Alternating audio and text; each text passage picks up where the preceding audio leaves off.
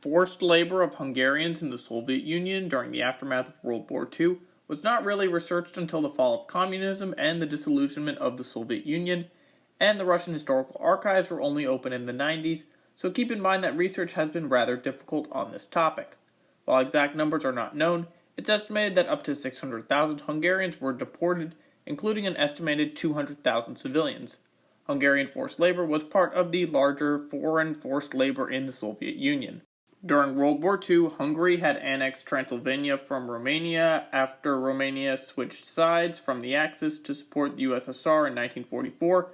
Many Hungarians were accused by Romanians of being partisans and would be transferred to the Soviet administration.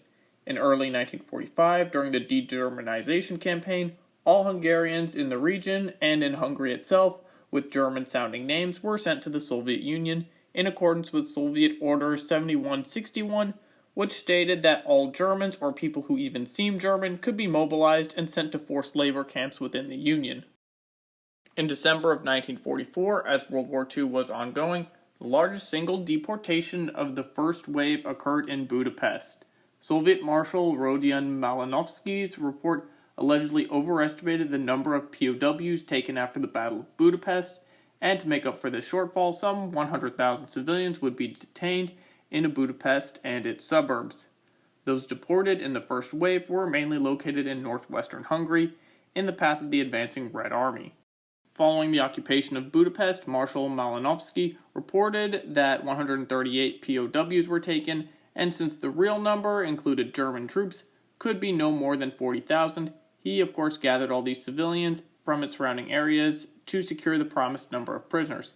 POWs would have to build their own prison camps, and in some cases, most worked 8 to 14 hours a day in horrible living conditions. The next wave came in January of 1945 and involved people from all across the country.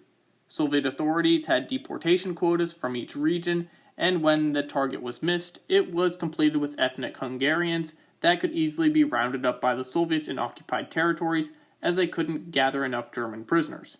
Hungarian POWs were also deported during this time. POWs and civilians alike were handled by the NKVD's main Department of Affairs of POWs and Internees, with its own systematic labor camps similar to the gulags.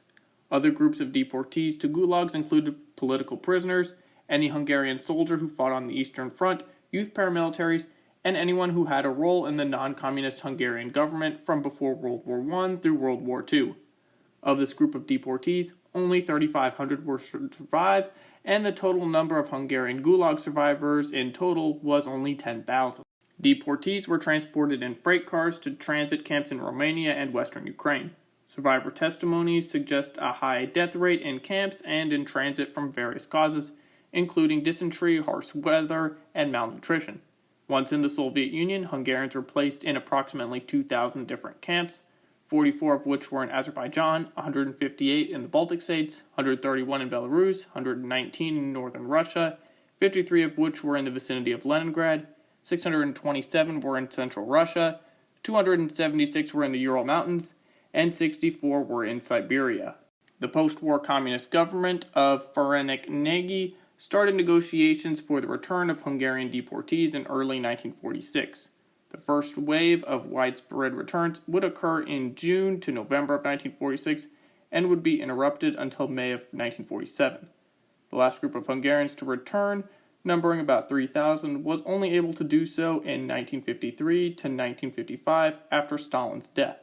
Hungarian sources estimated that 330,000 to 380,000 forced laborers would return in total, and left an estimated 200,000 who perished in transit or captivity.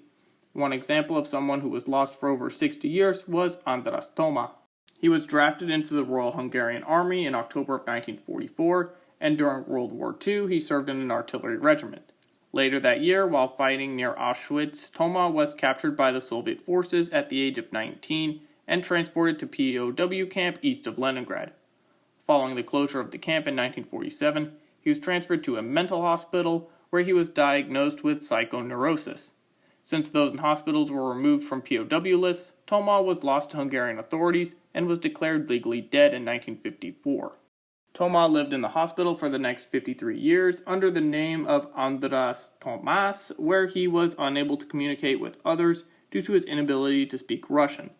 In 1997, a Slovakian doctor who spoke Hungarian visited the hospital and identified him as being Hungarian. And on August 11, 2000, Toma was brought back to Hungary, where authorities attempted to identify him. 82 families would come forward thinking that he was their missing relative. And on September 16, 2000, he returned to his hometown, where he was reunited with his siblings. They were later confirmed through DNA matching, making him the last repatriated POW of World War II.